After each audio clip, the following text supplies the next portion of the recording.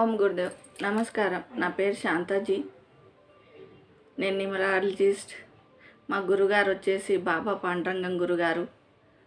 నేను చెప్పబోయే టాపిక్ వచ్చేసి మొబైల్ నెంబర్ గురించి. అంటే ప్రతి నెంబర్లో జీరో లేకుంటే బెటరు.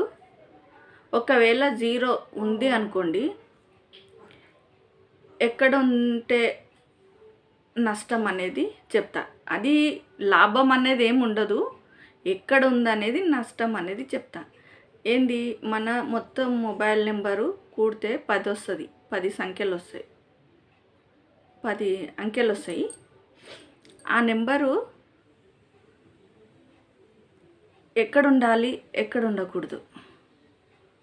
ఉండకుండా ఉంటేనే బెటరు.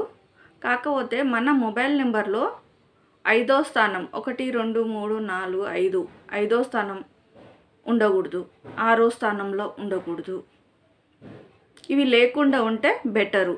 ఒకవేళ మీ మొబైల్ నెంబర్లో 5వ స్థానంలో గాను 6వ స్థానంలో కానీ మొబైల్ నెంబర్లో ఉంటే జీరో ఉంటే ఏం జరుగుతుందంటే మీకు కమ్యూనికేషన్ తక్కువ అవుతుంటుంది. 5వ స్థానంలో ఉంటే, 6వ స్థానంలో ఉంటే డబ్బులు అనేది నిలబడవు. 6వ స్థానంలో ఉంటే అవి ఎవరన్నా అట్లా ఉంటే మీ మొబైల్ నెంబర్లో ఉంటే గాన మా కాంటాక్ట్ కండి. మేము మొబైల్ నెంబర్లు కూడా ఇస్తాము,